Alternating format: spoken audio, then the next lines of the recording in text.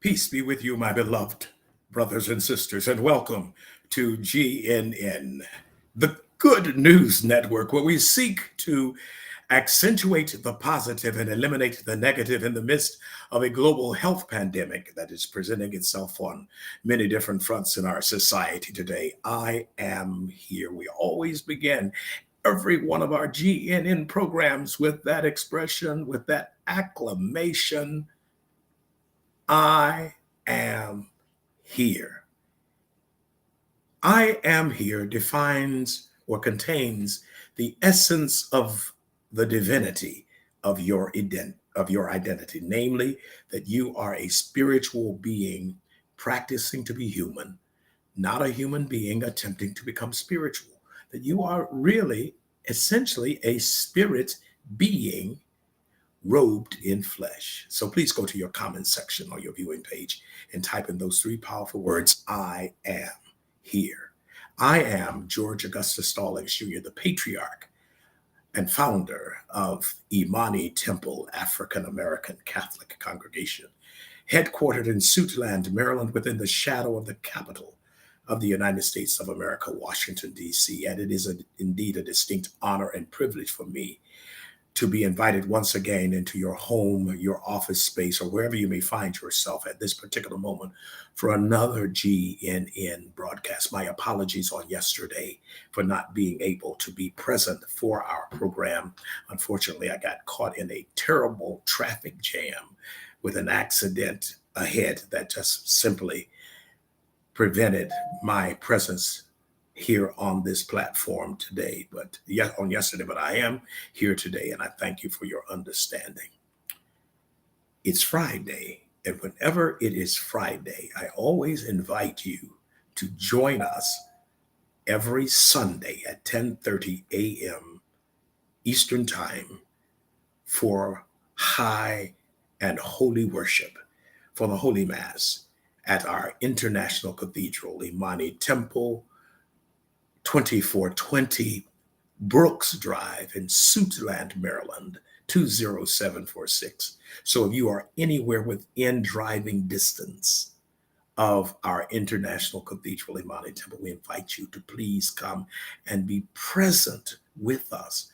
Now, we know that in some situations, in most situations, you live too far away. You live in another country, for example, because this GNN program is viewed worldwide. And so we know that those from Australia, Africa, Asia, Europe, Central, South America are not able to be with us. Even if you're on the West Coast in Arizona, California, Las Vegas, Nevada, you cannot be with us physically. But you can tune in every Sunday at 10:30 a.m. on youtube.com. And soon you'll be able to get on any of the live stream media platforms. Just we ask your patience as we work with our technicians to set up our ministry on every conceivable live stream media platform. But in the meantime, to make sure that you tune in, because some say they even see it on Facebook, but I want to make sure that you tune in, because I know it is on youtube.com.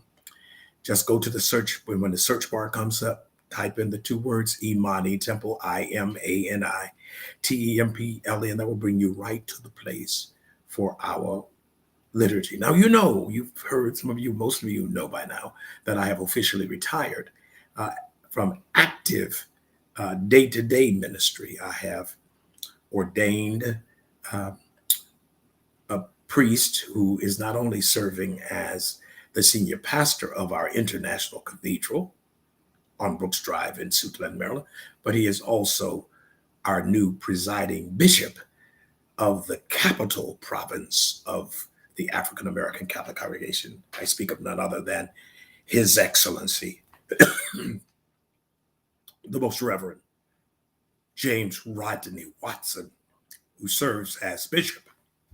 And if you have not met him,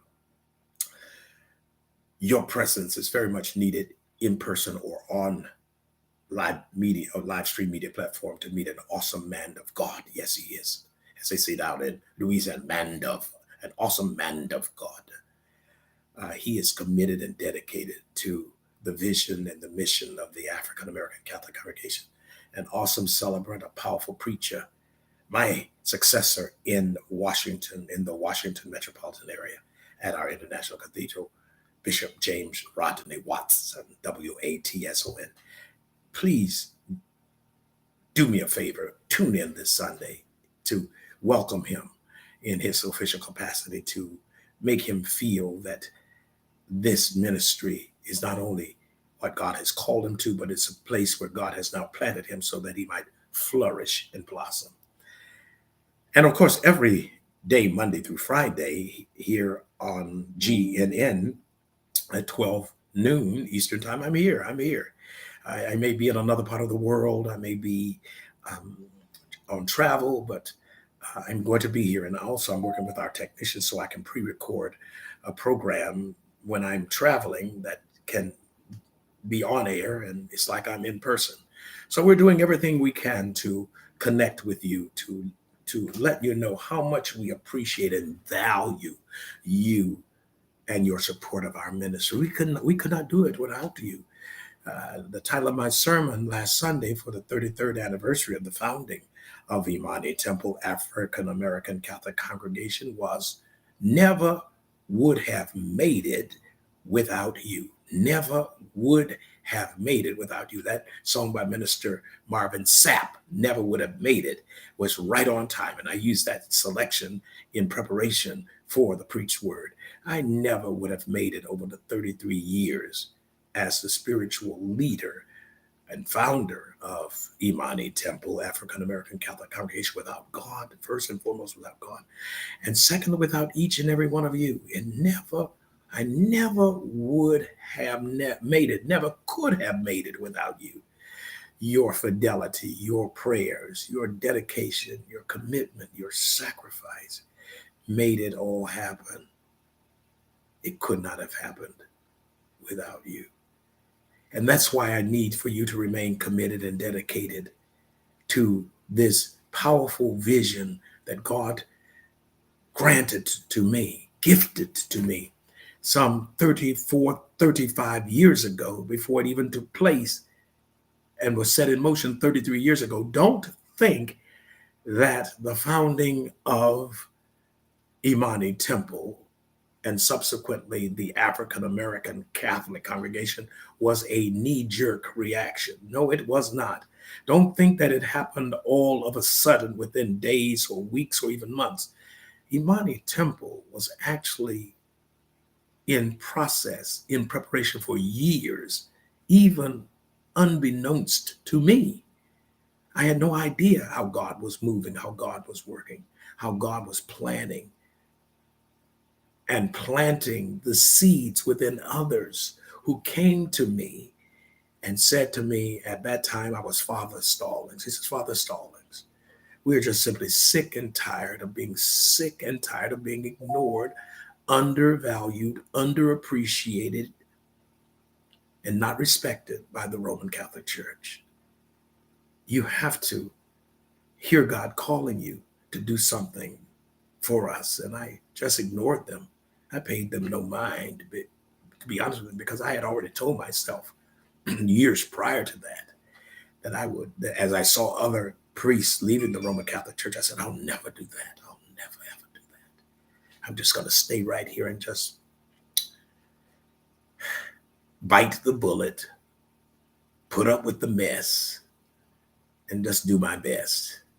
But my best was not my best as long as I refused to hear God calling me to set his people free. I can feel what Moses must have felt like, because Moses did not want to engage in embracing that calling that God gave him to lead his people out of Egypt. Moses ran away from the assignment, just as I did. I ran away from it.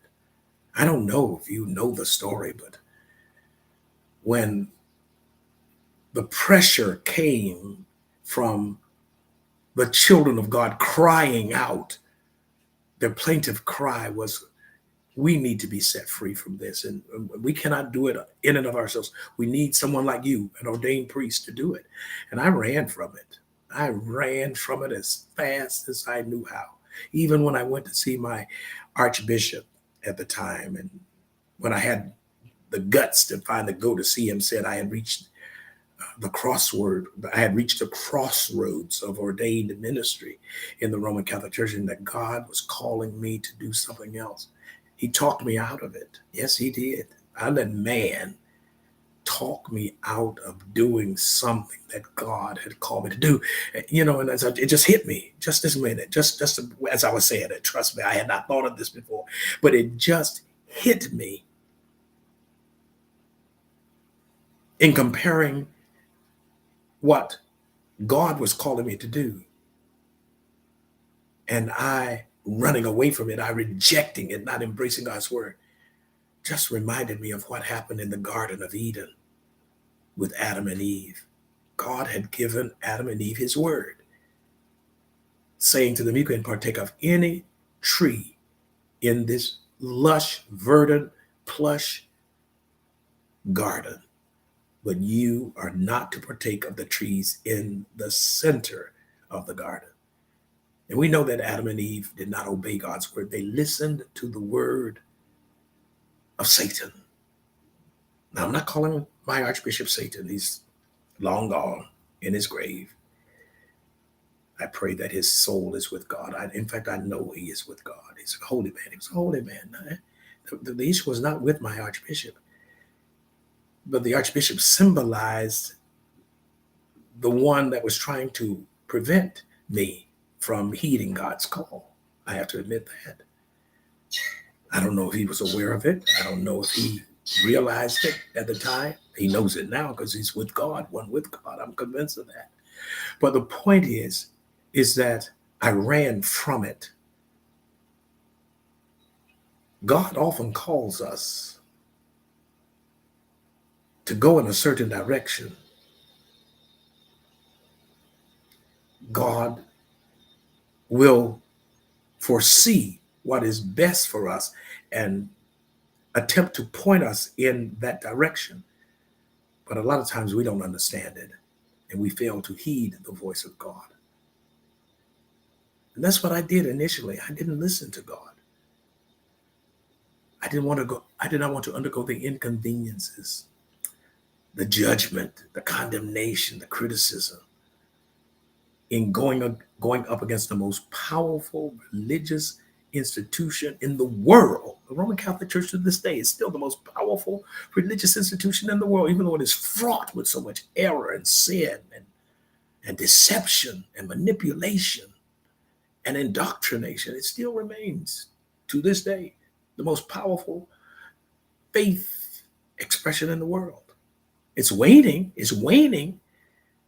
It's not as strong as it was when my mother was a youth and converted to Catholicism, and it's not as powerful as some of the other immigrants who came to this country to settle down here. Catholicism has taken a blow. It's taken several blows, as you know, and it's trembling at her knees, because we speak of the church in the feminine context. She's shaking at her knees, and it's not getting any better. She's not healing because she's refusing to allow the truth to prevail. But to get back to my story, I found that even when man proposes, God disposes. When man proposes, God disposes. So what the archbishop was trying to propose to me was, well, don't do that. Don't listen to that. That can't be the voice of God. He didn't say it in those words, but his actions and his approach to me revealed very clearly that he did not think that God could speak to me. He only felt that God could speak to him and through him. He didn't realize that we were all made in the image and likeness of God. God can speak through any and every one of us at any given time. And sometimes it goes up against authority. It goes up against powers and principalities, rulers of darkness in high heavenly places. Sometimes what God says will set us apart. We will be criticized. We will be condemned. We will be ostracized. The Roman Catholic Church tried its darndest to destroy me. And she cannot deny it. She lied about me only to try to destroy me, because they felt if they destroyed the leader, they can dismantle the movement.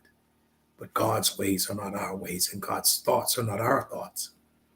And every attempt that the Roman Catholic Church tried to discredit me, to destroy me, to annihilate me, to virtually kill me, I only rose up. I resurrected every time, because greater is God who is within me than the devil who is in the world. I am no saint. I am a sinner. I am no better than anyone else. I see everyone as created in the divine image and likeness of God within the spiritual context. And I see that God gifts individuals with different gifts for different seasons and purposes. It just so happened that my season had come when I was called to take the leadership role, take the Moses position of leading Blacks who are in the Roman Catholic Church out of bondage, out of ecclesiastical bondage and enslavement, and take them into a promised land where they could shape and mold their own destiny, take ownership and control over that own destiny. And I have to tell you, Imani Temple African American Catholic Congregation has yet to reach the promised land. Again, I feel like Moses, that I had to pass on the leadership of the African American Catholic Congregation and its Imani temples to others. I'm in the best of health. I give thanks to God for being in the best of health, and that's without the assistance of personal physicians. I mean, it's amazing. It's an absolute miracle that I have been able to have the kind of health that has preserved and sheltered and protected me for over 70 years. I am very blessed beyond all measure. And I have more energy, more vision, more desire to see the African American Catholic congregation and its Imani temples reach a plateau where it not only continues to speak truth to power, but that it can be seen as a prototype, as a model, as a blueprint for doing ministry in the 21st century in the context of Christianity. We define Imani Temple as an autonomous, autocephalous, and independent African-centered Catholic expression of the Christian faith. And I believe that our calling as a first and primary as a Christian faith, Christian church, following in the footsteps in faithful discipleship to Yeshua HaMashiach, Jesus, the Messiah, the Christ, and the Anointed One, is what is our vocation, what is our calling, what is our purpose for existence. That we are a Christian, first and foremost, we are a Christian church. And we express it through the prism or the form of Catholicism, but a Catholicism that is African-centered, as it was in the beginning. Catholicism was African before it became European. The European world did not even accept Christianity until the mid-4th century AD. Some 300 plus years after Jesus's appearance, the historical Jesus's appearance on the earth, and his public ministry of 3 years. The followers of Jesus, don't let us not deny history. Let us not Let us not seek to engage in revisionist history here. What we know now as the Roman Catholic Church did not really exist until the 5th century, for example. It was just accepted. Christianity was just recognized and was no longer persecuted until around 321, 325 AD. And it was not recognized as the state's religion until towards the end in 396 AD by Theodosius. And that brings us to the 5th century.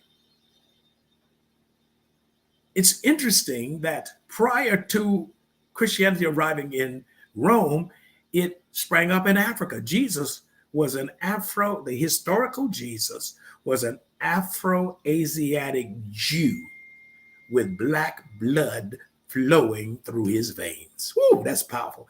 I didn't make that up myself. I didn't come up with that. That was researched and presented in a book entitled Troubling Biblical Waters by the great and the late Reverend Dr. Kane Hope Felder, F-E-L-D-R, Kane Hope Felder. Look him up. You should get that book, Troubling Biblical Waters. And in it, he speaks about the historical Jesus, a Jesus who walked in Galilee, in Judea, who went into Jerusalem the week before he died, the one who was scourged and condemned to an ignominious death on the gibbet of the cross, that particular Jesus was an Afro-Asiatic Jewish man who had black blood flowing through his veins, and that he was, for all intents and purposes, African. You can't handle that, can you? You want to know the truth. The question is, can you handle the truth? The historical Jesus was a man. We read in John chapter 1, verse 1, in the beginning was the Word, and the Word was with God, and the Word was God. And then in verse 14 of John chapter 1, and the Word became flesh and dwelt among us. That was Yeshua HaMashiach, Jesus the Messiah, the Christ, the Anointed One, who came into our world, born of a woman, born in the flesh, who is like us in all things but sin. He never sinned. And he reached perfection, the fullest state of perfection, so that he became the embodiment, the visible and the tangible presence of God on earth. That's why we call him the Son of God, God made man. That is why we are gods, little gods in G minor, made to be a man, made to be a woman, that we are called to model our lives and to follow our elder brother, Yeshua Jesus, to become as he was. But Christianity, they weren't even called Christians in the very beginning. They were under persecution. It wasn't until Antioch, around 64 AD, that the band of followers of Jesus, known as the followers of the way, because Jesus is the way, the truth, and the life, were called Christian. And they were persecuted. They went underground. They could not worship in buildings that were visible. They could not construct buildings as churches. They could not gather in a public assembly, in a house. In fact, that's how they did it after they came from underground. Initially, they had to go underground. That's why we have the catacombs in Rome and scattered throughout the area beyond Rome. The catacombs, where not only the earliest followers of Yeshua Jesus, continued to follow him and to gather together in assembly as a community to worship God, but it was underground, but that's where they also buried their dead, in the catacombs. They did it very privately, very, very clandestinely, if you would say, so that they could not be persecuted or prosecuted in any way. It was not until they came up out of the catacombs that they started gathering in homes, the domus, the house of. And then it was eventually that they were accepted by the Roman government and declared a state religion at the end of the 4th century. So we see that prior to Christianity arriving in Europe, it was in Africa. It had African roots. It had African traditions that were incorporated. When you look at such elements in the Roman Catholic Church today, or even in the Episcopalian Church of incense and holy water and the saints, all of that came out of Africa. Europeans did not invent the whole concept of saints. They stole it out of Africa because Africans had ancestral worship. The Roman Catholic Church, the European hegemonic mindset, the white world dominant mind condemned ancestral worship. But then they used that as an example to come up with saints. And so they put up statues. Can you believe that? As for decades, I, as a devotee of the Roman Catholic Church, was persecuted and was criticized because I worshiped in a church that had statues. My Protestant brothers and sisters were convinced that I was worshiping statues, that I was worshiping Mary just like I worship God or Jesus. I was condemned. I was criticized because they did not understand my faith. But they also did not understand that all of that was seen in the Roman Catholic Church with saints and the statues and all that, that was just a copy, a sanitized, what they call a sanitized version of ancestral worship. The whole notion of incense that was offered by Africans to their gods. The Roman Catholic Church condemned that, but they took the incense and used the holy water, for example, purification rites. They took that and used it. So what you see in the Roman Catholic Church today, as far as ritual and symbolism, has deep roots in Africa. It did not begin in Europe. But yet, the European Church, Roman Catholicism, will not admit, it will not own up to it, that Catholicism in its original form is African, not European. What Imani Temple, African American Catholic congregation, is offering to humanity is not simply a viable Catholic alternative to Roman Catholicism. What we are offering is the original expression of Catholicism, which was African. Hello. Remember, the one who owns the definition holds the power. The one who owns the definition holds the power. We will hold ownership over Catholicism in the African American Catholic congregation and its Imani temples. We will be the ones who will take ownership and control of our own destiny. We will be the ones who will teach the real truth, the true truth about the historical Jesus, that he was a man of African Asiatic birth with black blood flowing through his veins, that he was truly African, and that which he founded, that which he didn't found Christianity. Remember that Jesus did not found Christianity. In fact, God did not establish any religion. Those are all man-made. What the followers of Jesus did was to take what he taught and crystallize it into an institution. Jesus did not establish Christianity. Jesus is the center of Christianity. Jesus was not the founder of Christianity. He inspired, his way of teaching led to the inspiration that would cause all of it to be brought together into a synthesized way or manner and then presented as Catholicism, because it was never called Catholicism from the get-go. That's man-made. And then they defined it, the Catholicism, by calling it Roman. The African American Catholic congregation is just as Catholic as the Roman Catholic Church. And for its people, it is more Catholic. It is more universal. We simply use the adjectival descriptor African American Catholic. They use the adjectival adjective Roman. I wasn't going to go into this today. I was going to give you something else.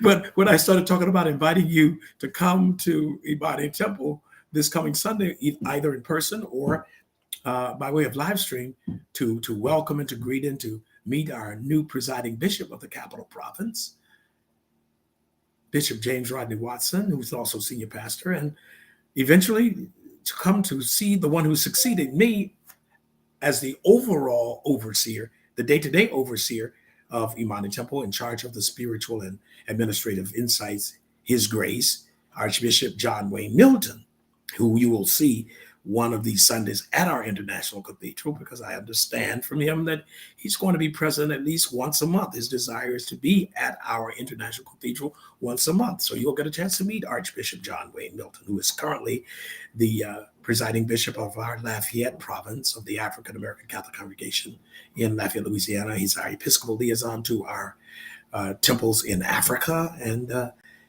he also is a senior pastor there at Imani Temple number 49 Cathedral in Lafayette, Louisiana. He has a lot of appointments to make to relieve himself of some responsibilities so that others can assist him in his administration of our denomination. But anyhow, thank you for your understanding. Thank you for allowing me to go on a tangent, if you will, to share with you about our great ministry. I wanted to focus on the theme from a saying by Maya Angelou, and maybe that is what I did in a real way. The quote from Maya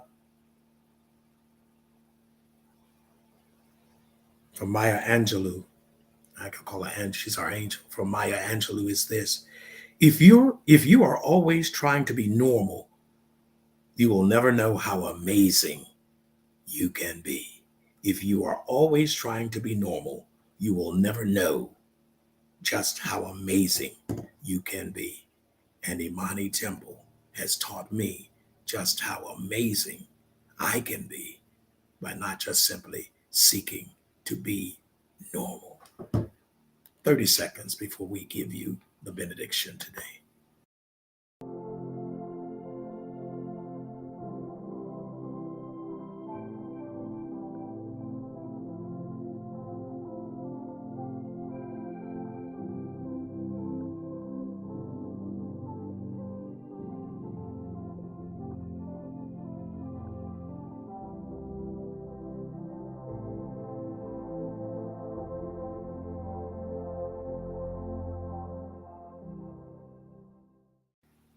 May the Lord bless you and keep you. May the Lord be gracious and merciful to you. May the Lord look upon you with kindness and grant you his peace. Amen. Amen. Thank you for tuning in to GNN, the Good News Network. Be safe, stay calm and collected, and let us remember to pray for one another. See you on Sunday, 10:30 a.m. Eastern Time, for another powerful worship experience. Know that I love you madly. Have a beautiful day, an awesome weekend, and stay blessed.